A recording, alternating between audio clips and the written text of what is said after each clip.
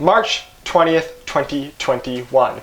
After the German Soccer Association had laid many restrictions, making it difficult for players to travel outside of the European Union for the upcoming FIFA international window and FIFA World Cup qualifiers in CONCACAF, Alfonso Davies, in the 12th minute of Bayern Munich's game against Stuttgart, picks up the first ever red card of his career. This, in turn, meant that he was suspended for Bayern's next 2 games in the league, and so he could leave Bayern Munich during the international break and not miss a single game he was available to play in due to quarantine. Thus, he was allowed to go play for Canada and completely wreck the Cayman Islands and Bermuda. This has been a Canada heritage moment.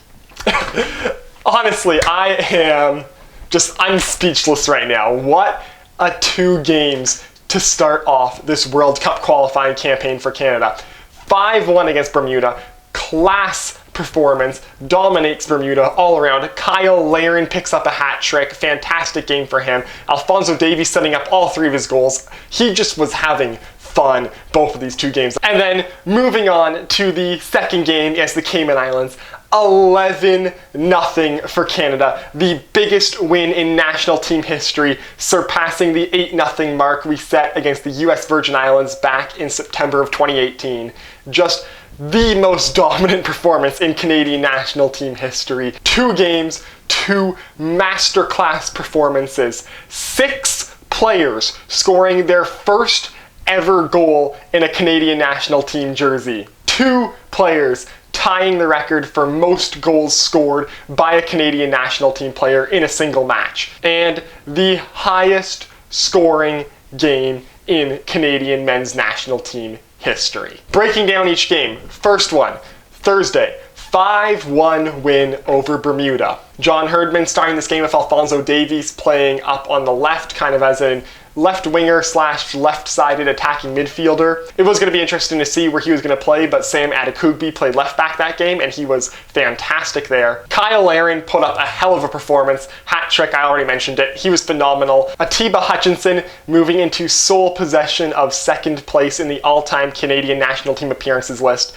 He was just solid all game. It was Atiba Hutchinson. The defense backline was good. Richie Larea getting his first ever goal for Toronto FC. Kamal Miller looked great. And then off the bench in the second half, 18-year-old Theo Corbinu. Wow, he is the real deal. He looked fantastic coming out into the game. Scored his first goal for the Canadian national team 5 minutes into his Canadian national team career. That was absolutely incredible. And he looked like the real deal, not only in that game, but also against the Cayman Islands where he got the start. But a masterclass performance for Canada. Only 2 real issues. One where Milan Borjan drops across and the Bermuda player is right there to tap it in. So Bermuda gets a soft goal that Borjan 100% should have had.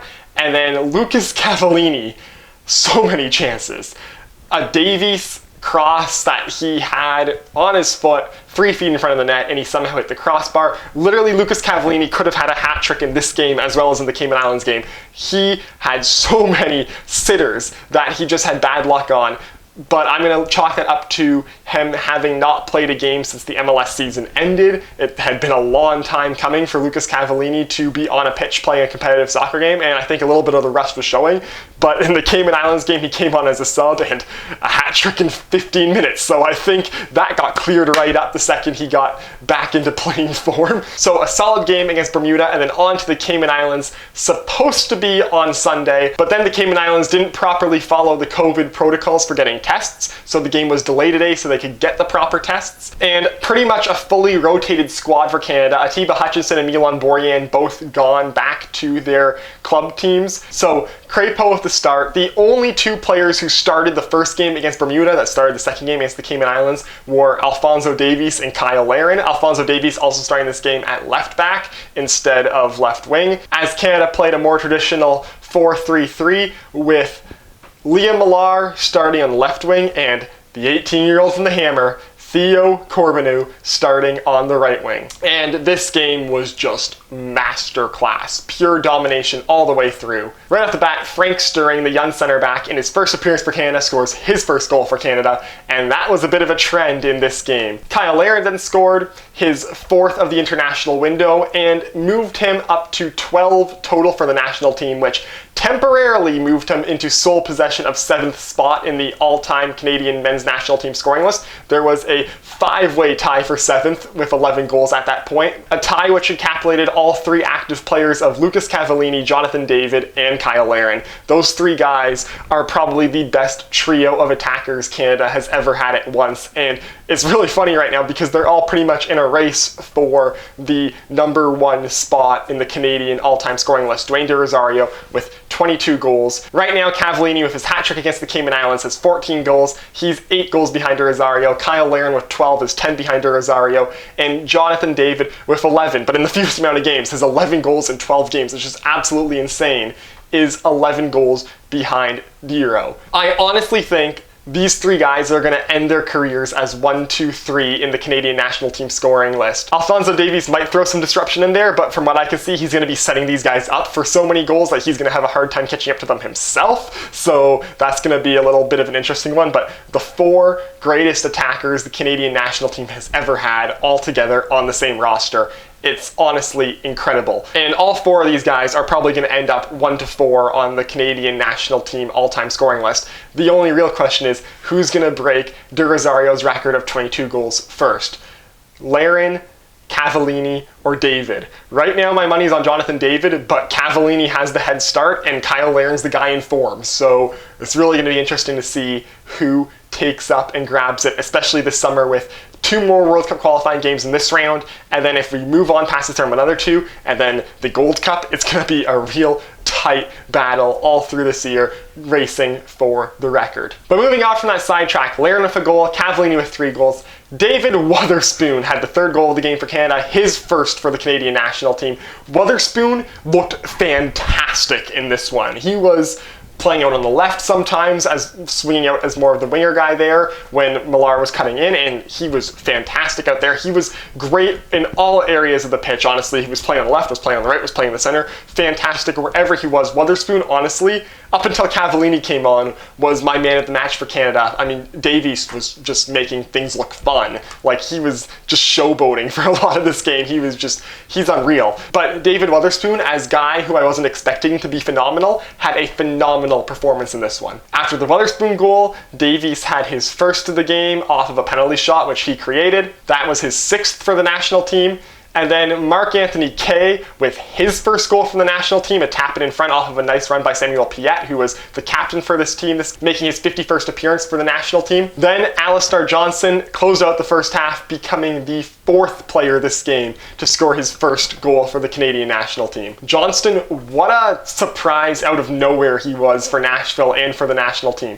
We're coming from a national team that in 2019 in the Gold Cup had Marcus Godinho as our top-ranked right back when he was playing in the Scottish 2nd Division. And now we have Richie Larea and Alistair Johnston on right back. That is just a phenomenal improvement out of nowhere, as these 2 players have really benefited from getting some solid play time in MLS. Second half, Marc-Anthony Kaye gets his 2nd goal of the game and his 2nd game for Canada. First player to score a brace this game. Lucas Cavallini subbed on. Already said he had a hat trick. And also Junior Hoylett, who was subbed on and drew a 2nd penalty for Canada. Marc-Anthony Kaye, who was the only player who had 2 goals at that point for Canada, stepped up to take it. He had his initial shot stopped. The rebound went right to him. It was stopped. And then the 2nd rebound went right to an incoming Alfonso Davies, who taps in his 2nd of the game. And that goal was quickly followed by 2 more from Lucas Cavallini as Canada walks to the biggest win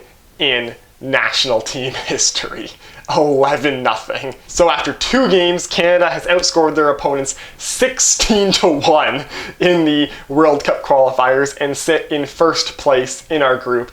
And in June, we have 2 more matches coming up against Aruba, which should be another easy walk, and Suriname, who has been touted as the big number 2 team in this group, but they only beat the Cayman Islands 3-0 at home. So if this game was any indicator, Canada should be well able to beat Suriname and take first place in the group and get a date with probably Haiti in the second round for a spot in the octagonal. Also happened this international window, the Canadian U23 team was at the Olympic qualifiers. Tajon Buchanan was great. James Pantemis is a real deal in net. Montreal has a real nice prospect there. The team got to the semi-finals coming off of a win against El Salvador and then draws against Haiti and Honduras to finish second in their group. Had a semi-final match against Mexico with a spot in the Olympics on the line, which they unfortunately lost. So Canada yet again will not be going to the Olympics. But the team went to the Olympic qualifiers, not the strongest team they could have sent. The TFC guys unable to go because of COVID issues. A couple other guys unable to go again because of COVID restrictions. So the fact that we sent a weaker squad than we fully had there and they still got to the exact same round that they were supposed to go to, honestly, I'm not too upset about it. Solid performance all around. They just couldn't find the offensive spark they needed to get the job done. But if there's any consolation for that result is that the US also didn't qualify, which means neither the US or Canada qualified for the Olympics, which means the Ayo Akinola race is still on. This thing keeps getting delayed as he keeps getting injured and missing international windows. And now neither of them made the Olympics. So this is going to be a real interesting thing to see who Akinola picks probably in June when call-ups are made for the Gold Cup. So there you have it. That is how this international window shook out for Canada. Absolutely clinical in the FIFA World Cup qualifiers. 5-1 against Bermuda, 11-0 in a record-setting win against the Cayman Islands. Cavallini and Larin having hat tricks in back-to-back games. Just pure master class. So hopefully we can carry over this momentum into the second round of games in this round in June and move on to the second round of the World Cup qualifiers in CONCACAF. So that does it for this video. If you liked it, hit like. If you want to see more of my stuff, hit subscribe. Follow me on Twitter. Link is down below in the description, and I will see you next time.